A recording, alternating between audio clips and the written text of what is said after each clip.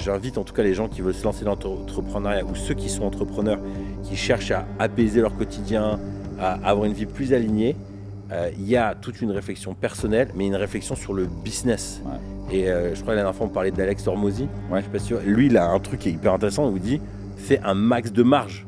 Une boîte qui fait pas un max de marge ne peut pas et qui a pas une stabilité. En fait, elle a beau vouloir mettre de la culture en place, plein de choses en place, ça va être une misère.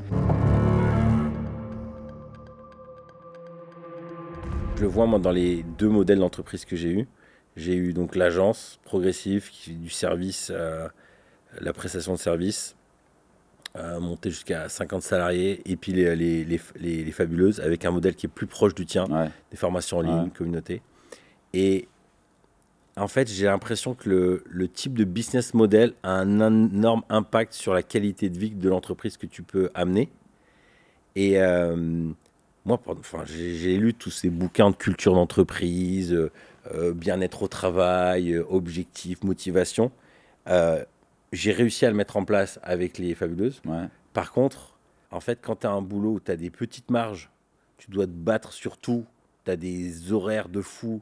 En fait, c'est hyper compliqué. Et je me suis rendu compte, et c'est là, dans la connaissance de soi, ça a été un très bel exercice professionnel de me prouver. Mais moi, j'invite en tout cas les gens qui veulent se lancer dans l'entrepreneuriat ou ceux qui sont entrepreneurs, qui cherchent à apaiser leur quotidien, à avoir une vie plus alignée. Il y a toute une réflexion personnelle, mais une réflexion sur le business. Ouais. Et je crois que la dernière fois, on parlait d'Alex Hormozy. Ouais. Je suis pas sûr. Lui, il a un truc qui est hyper intéressant où il dit, fais un max de marge. Une boîte qui ne fait pas un max de marge ne peut pas, et qui n'a pas une stabilité, en fait, elle a beau vouloir mettre de la culture en place, plein de choses en place, ça va être une misère. Et moi, il y a une forme où, pendant longtemps, j'étais hyper culpabilisé. J'aurais entendu ça, il y a encore ce que tu racontes là, il y a 2-3 ans. Je me serais flagellé comme un dingue, dire putain, j'arrive pas dans ma boîte. Et là, tu vois, ce qui est intéressant dans ce que tu dis, c'est tu te compares. Et quand tu te compares aux autres, c'est ce qui va créer de la frustration.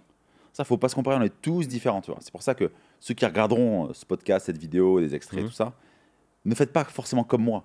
Tu vois, je suis pas du tout un modèle de référence. Je le fais parce que je me connais. Et par contre, là où j'invite tous ceux qui regardent ce podcast à faire, c'est travailler sur vous et faites votre chemin d'introspection personnelle, tu vois. Mais je veux dire, moi, si j'ai 10 salariés, ce que je te dis là, ça se trouve, ça fonctionne plus du tout.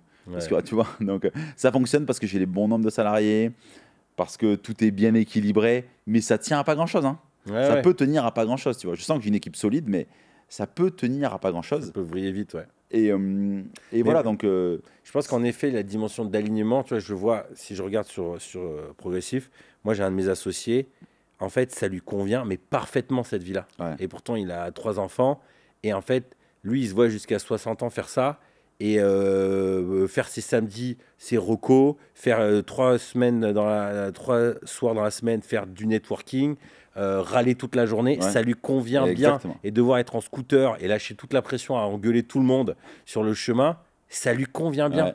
Et nous, on était pendant des années, moi j'ai essayé d'emmener dans une direction en disant il faut qu'on apaise, il faut qu'on trouve des modèles scalables et tout. Et lui, il disait mais non, c'est adrénaline, c'est ça que je veux. Et donc c'est pour ça qu'on est tous différents. Et c'est comme c'est comme une équipe de foot, tu vois. Lui, ça va être l'attaquant qui va redescendre, qui va aller chercher des ballons en défense pour remonter et marquer, tu vois. Ouais.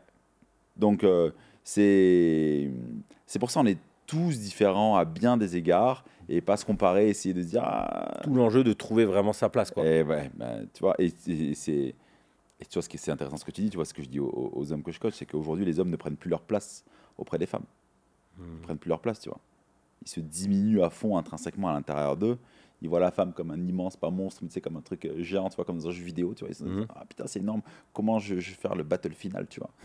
Et voilà, c'est qu'ils reprennent leur place, ça, se redévelopper à l'intérieur. Et quand tu prends ta force intérieure, t'es fort pour tout après.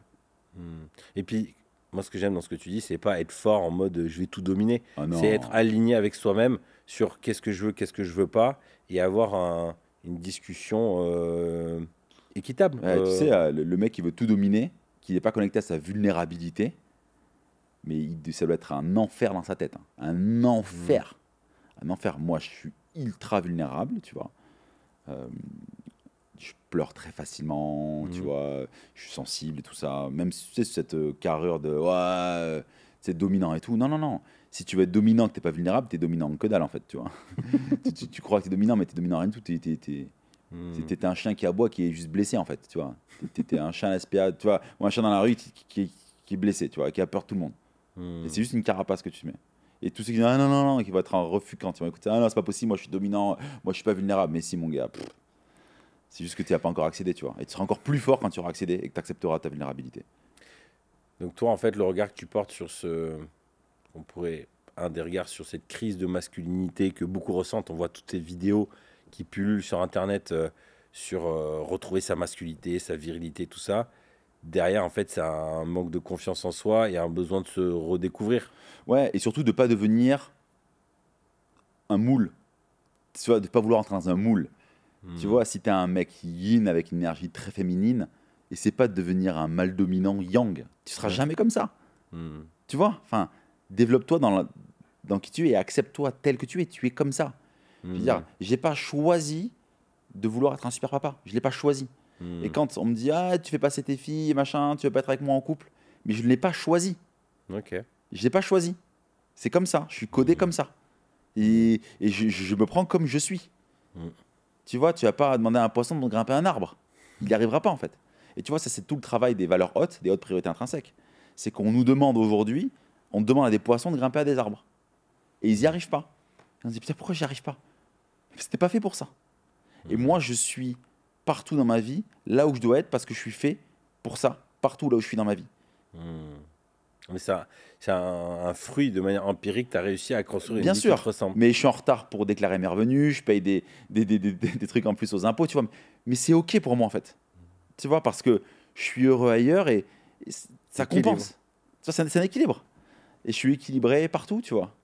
Et j'essaie d'être équilibré partout. Et souvent, on me dit, ah ouais, mais c'est un peu trop calculé, tout ce que tu fais. Mais c'est comme ça que je suis bien. Comme ton associé de progressif, il dit, ah, à fond, je suis bien. Hmm. C'est comme ça que je trouve mon bonheur et mon équilibre. Et on parlait tout à l'heure de dev perso, c'est un trou sans fond. Et je vais pas dire que j'ai arrêté de travailler sur moi parce que je travaille tous les jours un petit peu sur moi quand j'ai des échecs, des moments un peu Hmm. difficiles. Mais j'ai arrêté de faire des gros chantiers sur moi. Ok. Il n'y a plus de gros chantiers, c'est T'as bon. quel âge maintenant? 36. On a le même âge. Ouais. T'es 87 aussi? Ouais. Ouais, pareil. Et j'ai arrêté de faire des gros chantiers sur moi, tu vois. Au bout d'un moment, faut arrêter, tu vois. C'est intéressant ce que tu dis, parce que c'est un des sujets que j'allais amener où ma femme elle a lu un bouquin, je l'ai pas lu, elle me l'a bien résumé. C'est en gros le pitch, c'est un roman, mais de dev perso. C'est une dame qui enseigne une jeune à comprendre les hommes. En gros, Ouais, le pitch de base. Et en fait, elle explique comme ça, elle dit en fait, l'homme, il a différentes phases, et elle prend la métaphore du chevalier. D'abord, c'est un page, il veut apprendre, il veut ouais, servir. Après, ça devient un chevalier, il veut conquérir le monde, ken partout, enfin, il veut faire son aventure.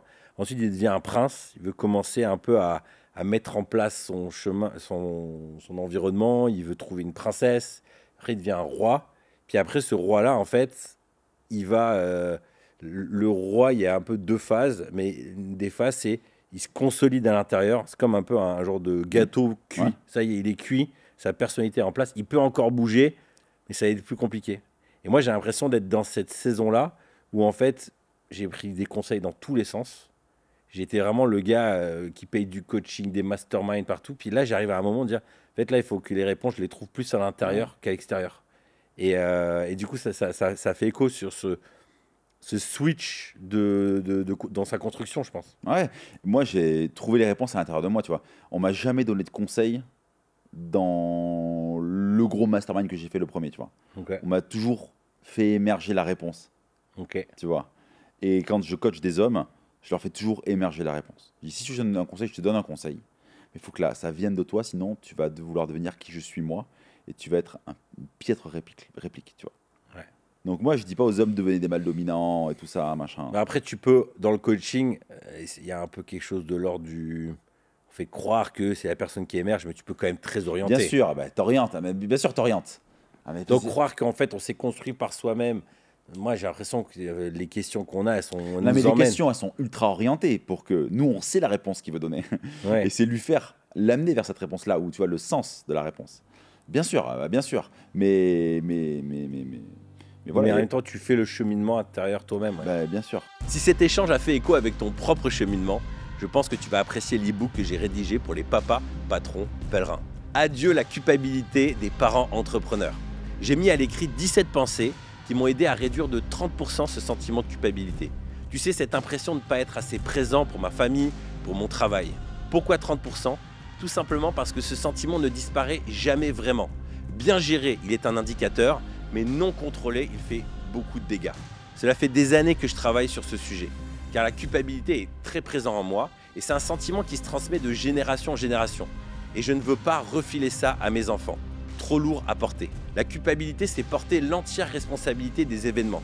Dans l'e-book, je te partage aussi un cheminement mental pour t'aider à discerner ta part de responsabilité, au lieu de te flageller, encaisser, faire le sauveur, de plutôt responsabiliser les gens autour de toi.